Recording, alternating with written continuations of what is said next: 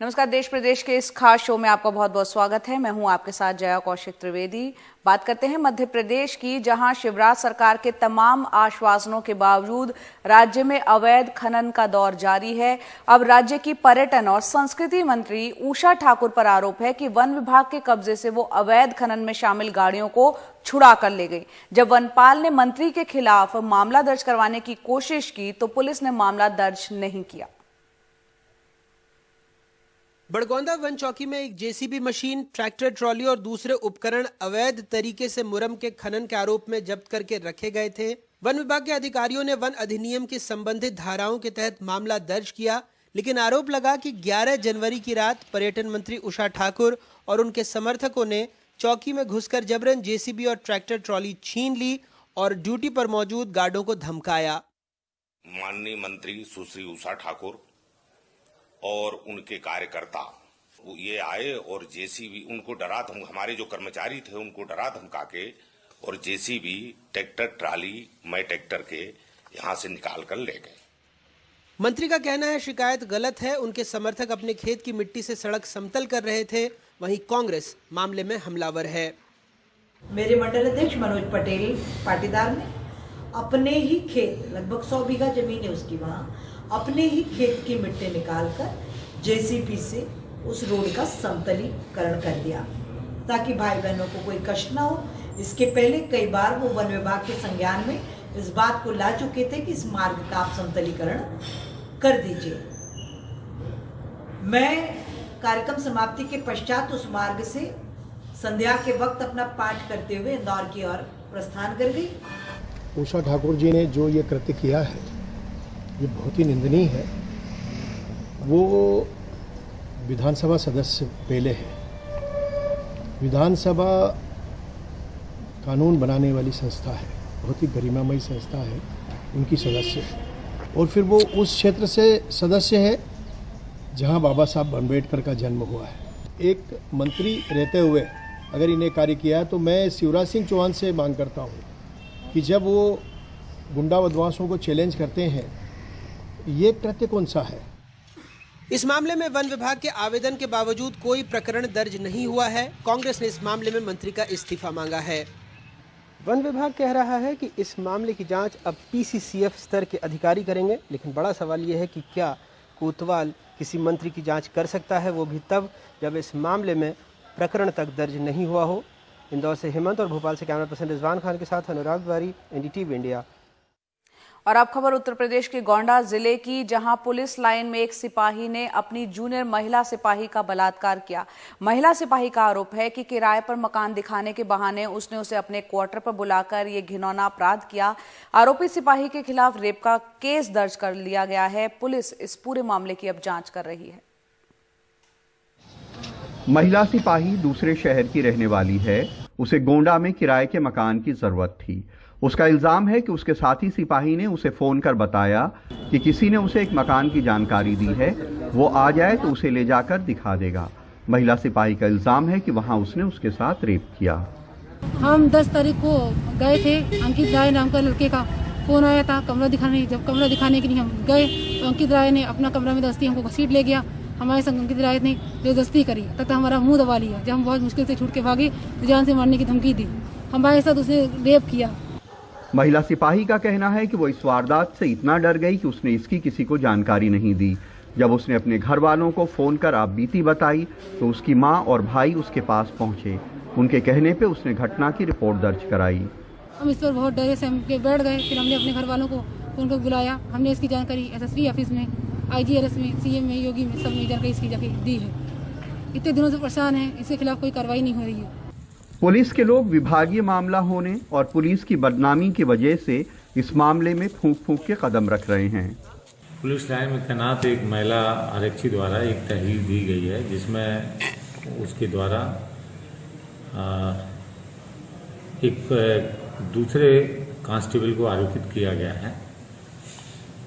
इस पर अभियोग पंजीकृत कर लिया गया है और विवेचनात्मक कार्रवाई की जा रही है। और जब तहरीर दी तत्काल अभियोग पंजीकृत हुआ और चूंकि विभागीय दोनों है और इसका तत्काल जो कार्रवाई है वैधानिक वो की जा रही है।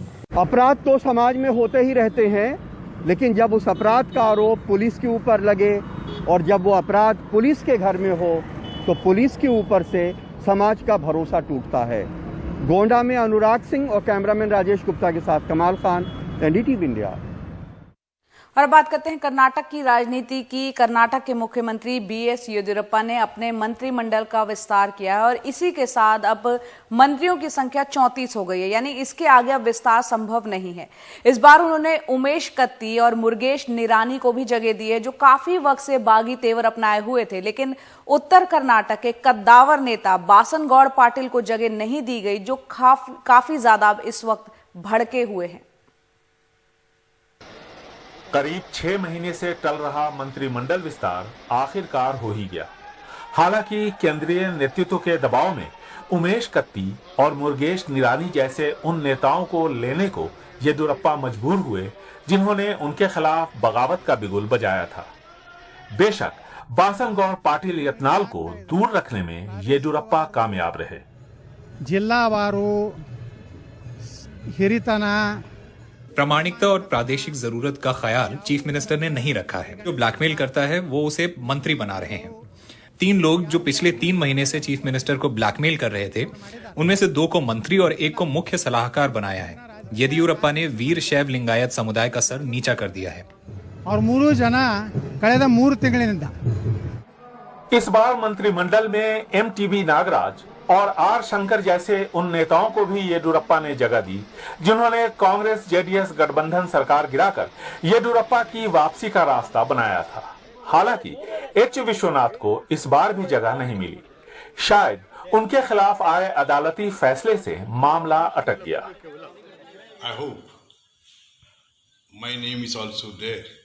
मुझे उम्मीद है कि मुझे भी मंत्री बनाया जाएगा, क्योंकि मुख्यमंत्री येदियुरप्पा को नहीं भूलना चाहिए कि हमारी मेहरबानियों से ही वो मुख्यमंत्री बने।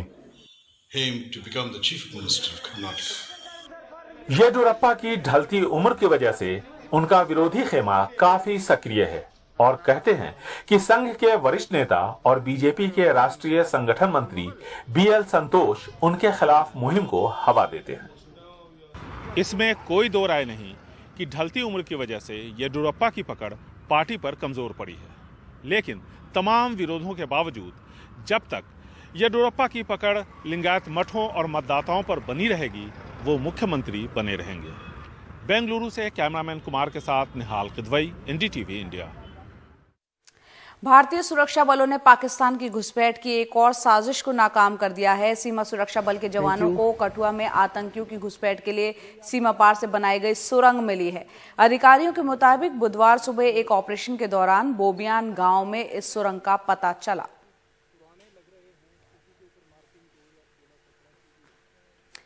16 जनवरी से टीकाकरण कोरोना के लिए जो है शुरू होने जा रहा है, उससे पहले काफी तैयारियां भी की जा रही है और कोरोना वैक्सीन की पहली खेप मध्य प्रदेश की राजधानी भोपाल भी पहुंची। स्वास्थ्य विभाग के अधिकारी सुबह से ही वैक्सीन को रिसीव करने के लिए एयरपोर्ट पर मौजूद थे। वैक्सीन आने के बाद इसे वैन में रखा गया और क्या कुछ तैयारियां हुई थी इस दौरान, देखते हैं अनुराग द्वारी की रिपोर्ट।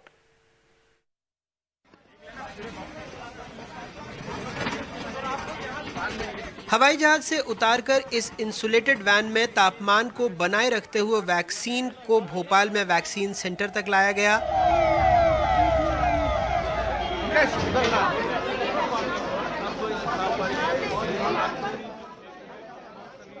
फिर जिलेवार इनके बॉक्स तैयार हुए। मंत्री निरीक्षण करते रहे। राज्य में 302 जगहों पर कोरोना वैक्सीन लगाई जाएगी। पहले चरण में लगभग 4.5 lakh health workers, corona warriors को टीका लगाया जाएगा। वो खुश हैं, कहते हैं उन्हें कोई डर नहीं। अब वैक्सीन आ गई तो हम उससे टेंशन फ्री हो गए कि कम से कम इसे ही हमारा प्रोटेक्शन करेंगे। तो वैक्सीन लगवाएंगे आप? बिल्कुल लगवाएंगे। कोई अब डर नहीं है? बिल्कुल नहीं है, क्योंकि हम सुरक्षित हो गया, वैक्सीन आ गया। इसका टेम्परेचर उनको 2 से 8 डिग्री सेंटीग्रेड मेंटेन करना है और 16 तारीख को इनको लगाना है। भोपाल संभाग के लिए 94,000 डोज हमें कोविड-19 वैक्सीन का मिला है और इसका वितरण 8 जिलों में, संभाग के 8 जिलों में वैक्सीन वैन के माध्यम से कोल्ड बॉक्स में 2 से 8 डिग्री तापमान में परिवहन कर दिया जाएगा। सरकार का कहना है वैक्सीन लगवाने वालों को आधा घंटा ऑब्जर्वेशन में रखा जाएगा। किसी प्रकार की परेशानी आने पर बेड, एम्बुलेंस और डॉक्टर्स की टीम उपलब्ध रहेगी। ड्यूटी के दौरान तैनात डॉक्टर्स के नंबर भी डिस्प्ले बोर्ड पर लगेंगे। हमारा ड्राई रन एकदम सक्सेसफुल हुआ। 4.5 लाख लोगों को लगभग हमें वैक्सीन लगानी है पहले चरण में, जिसमें हमारे शासकीय और प्राइवेट सेक्टर के हेल्थ वर्कर हैं। 302 स्थानों पर ये हमारा वैक्सीनेशन प्रोग्राम चलेगा। 5 दिन में हम पूरा करेंगे। लगभग 4.5 लाख लोगों को ये वैक्सीन लगनी है। भोपाल में ऐसा कोई हब होगा कि जहाँ से जिलों को वैक्सीन जाएगी? अलग अलग स्थानों पर हैं, अलग अलग स्थानों पर इसको स्टोरेज की व्यवस्था है और फिर ट्रांसपोर्टेशन की। फिलहाल राज्य में कोविशील्ड पहुंची है, हालांकि बाकी के चरणों में कोवैक्सीन भी राज्य में भेजी जाएगी। एक दिन में एक सेंटर पर 100 लोगों को टीका लगाया जाएगा। पहले और दूसरे डोज के बीच में 28 दिनों का अंतर होगा। अगर कहीं तापमान में गिरावट आती है तो ये भी रिकॉर्ड हो जाएगा। सरकार पूरे मामले में ऐप के जरिए निगरानी भी रखेगी। भोपाल से कैमरा पर्सन रिजवान खान के साथ अनुराग द्वारी, एनडीटीवी इंडिया।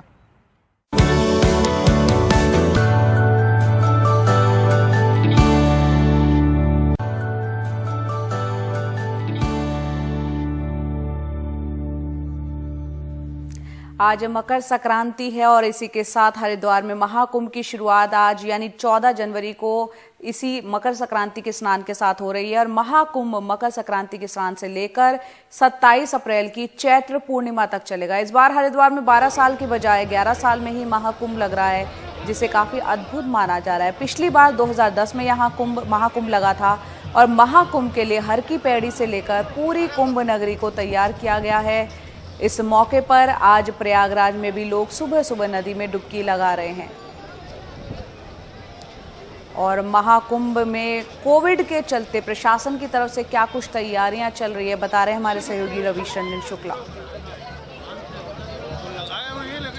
महाकुंभ का पहला स्नान मकर संक्रांति का आप देख सकते हैं कि हरिद्वार के हर की पौड़ी पर चल रहा है और हजारों की तादाद में जो श्रद्धालु हैं वो देश के अलग अलग जगहों से आकर यहाँ पर पवित्र डुबकी लगा रहे हैं।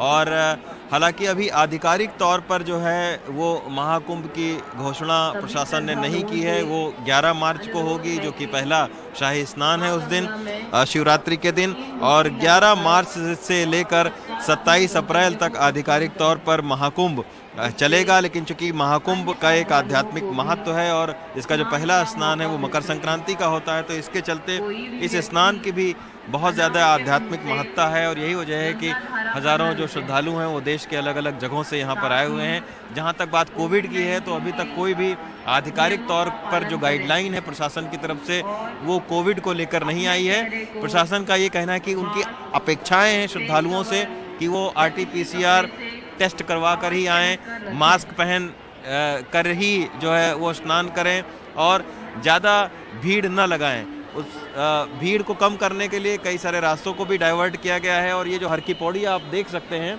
कि बहुत दूर तक जो है वो घाट को बनाया गया है ताकि एक ही जगह पर सारी भीड़ ना इकट्ठा होने पाए। लेकिन उसके बावजूद आप देख सकते हैं कि चूँकि कोविड का बहुत ज़्यादा जो है वो डर अब लोगों को नहीं रह गया है, तो यही वजह है कि श्रद्धालुओं की संख्या में बस थोड़ी ही कमी दिख रही है। बाकी जिस तरीके से 2010 में जब कुंभ लगा हुआ था हरिद्वार में, जैसे तब लोग आए हुए थे, वैसे ही अब यहाँ पर लोग हैं।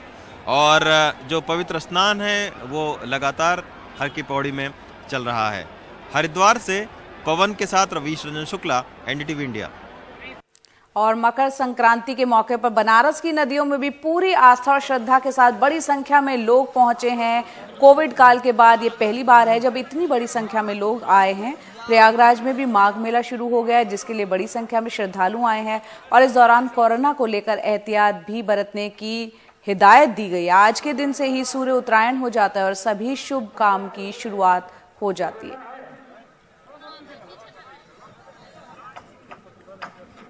गोस्वामी तुलसीदास ने लिखा है कि माघ मकर गत रवि जब होई, तीरथ पतिहु आओ सब कोई। यानी जब सूर्य मकर राशि में प्रवेश करता है तो तीर्थों के राजा प्रयाग में आइए। लेकिन देश की सारी नदियों में जहाँ भी नदियाँ हैं वहाँ मकर संक्रांति के दिन स्नान करने से अक्षय पुण्य का लाभ होता है। हम इस समय बनारस में हैं और बनारस के इस दशा समेत घाट पर जो हम दिखाने की कोशिश करेंगे तो आप देख सकते हैं कि हर तरफ जो है वो आज मकर संक्रांति का जो पर्व है, जो पंजाब में लोहड़ी के नाम से जाना जाता है, अलग अलग प्रदेशों में अलग अलग नाम से जाना जाता है, लेकिन जो ये नहा करके पूजा पाठ और दान करने की जो विधा है वो अक्षय पुण्य का लाभ लोगों को मिलता है। तो वो तमाम चीज़ें आपको देखने को मिलेगी कि यहाँ पर जो है इतने ठंड के बावजूद भी लोग जो है यहाँ पर उनकी आस्था की जो गर्मी है वो इन्हें यहाँ खींच करके लाई है और आस्था को गर्मी जो है खींच करके यहाँ पर लोगों को स्नान करने पर मजबूर कर रही है। लोग स्नान कर रहे हैं। और दूसरी बड़ी बात यह है कि कोरोना काल के बाद अगर कोविड का जो घना कोहरा था वो दिखाई पड़ रहा है कि जो कोविड का घना कोहरा था पिछले साल, उसके बाद नदियों पे इतनी भीड़ आई है जो यहाँ पर दिखाई पड़ रही है। और नदियों में लोग स्नान ध्यान पुण्य करके अक्षय लाभ प्राप्त करने की कामना कर रहे हैं कोविड के साथ। और यहाँ पर इधर अगर हम दिखाने की कोशिश करें तो इसी वजह से गंगा के जो एक स्वच्छता का जो संदेश है वो भी संदेश देते हुए लोग नज़र आ रहे हैं। गंगा को स्वच्छता का भी संदेश दे रहे हैं और साथ साथ जो है लोग जो है एक दूसरे को आज के दिन जो है वो तिल का दान करते हैं, गुड़ का दान करते हैं, चावल का दान करते हैं, क्योंकि मान्यता है कि आज के दिन ये करने से अक्षय पुण्य की प्राप्ति होती है। तो सूर्य जो है वो उत्तरायण हो गया है और इस उत्तरायण सूर्य में जो है के बाद से आज से सारे शुभ काम शुरू हो जाएंगे आज के दिन से। तो और लोग ये भी उम्मीद कर रहे हैं, इस कामना भी कर रहे हैं यहाँ पर कि जो कोविड का घना कोहरा था वो खत्म होगा और लोग जो है फिर से अपने दैनिक जीवन में आ जाएंगे, क्योंकि आज के बाद से सारे शुभ काम शुरू होते हैं। तो कोविड का भी जो घना कोहरा था वो भी खत्म होगा। ऐसी मान्यता और ऐसे संकल्प के साथ आज पूरे देश में लोग मकर संक्रांति मना रहे हैं। वाराणसी के दशा समेत घाट से पुरुषोत्तम के साथ अजय सिंह, एनडीटीवी इंडिया। तो पूरे देश में लोग मकर संक्रांति मना रहे हैं और आज सुबह मुख्यमंत्री योगी आदित्यनाथ गोरखपुर के गोरखनाथ मंदिर पहुंचे। यहां उन्होंने पूजा अर्चना की, भगवान को खिचड़ी का प्रसाद चढ़ाया। आज मंदिर में दर्शन के लिए श्रद्धालुओं की लंबी लाइनें भी देखने को मिल रही हैं। सुरक्षा के पुख्ता इंतजाम किए गए हैं।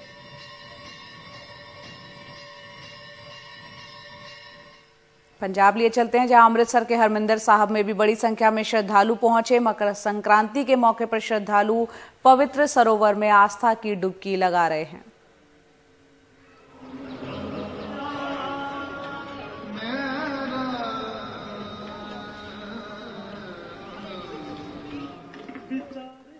तो मकर संक्रांति के अलावा असम में आज बिहू का त्योहार पूरे हर्षोल्लास के साथ मनाया जा रहा है। यहाँ पर इस मौके पर लोग बॉनफायर कर रहे हैं, पारंपरिक नृत्य कर रहे हैं। असम में कोरोना के केस कम होने के बाद लोग काफी दिनों बाद बड़ी संख्या में अपने घरों से बाहर निकले हैं जश्न मनाने के लिए।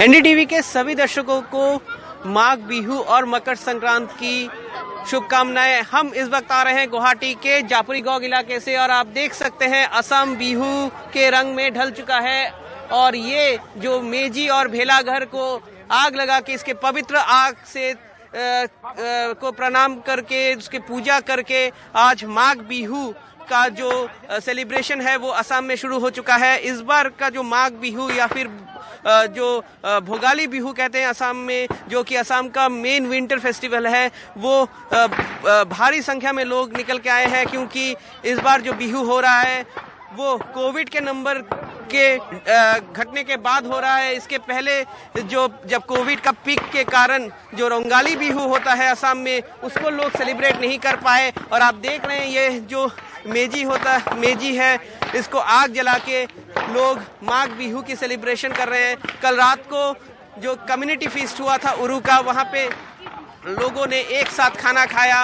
ये एक ऐसा अवसर होता है जब लोग को मौका मिलता है अपने परिजनों के साथ, अपने दोस्तों के साथ, अपने घर में, अपने गांव में एक साथ वो खाना खाते हैं, वो एक साथ जो मिठाई बनाते हैं और एक दूसरे को के साथ मिलके जो हार्वेस्ट फेस्टिवल है उसको सेलिब्रेट करते हैं। और अब इस बार कोविड के चलते जो रोंगाली बिहू का सेलिब्रेशन नहीं हो पाया था, मगर आप देख सकते हैं यहाँ पे कोविड के नंबर घटने के साथ साथ भारी संख्या में लोग निकल के आए हैं। ऐसा ही दृश्य पूरे असम में है और पूरे उत्साह के साथ माघ बिहू के उस अवसर पे लोग निकल के आए हैं और माघ बिहू के सेलिब्रेशन असम में शुरू हो चुके हैं। गुवाहाटी से संजय चक्रवर्ती के साथ रत्नदीप चौधरी, एनडीटीवी इंडिया।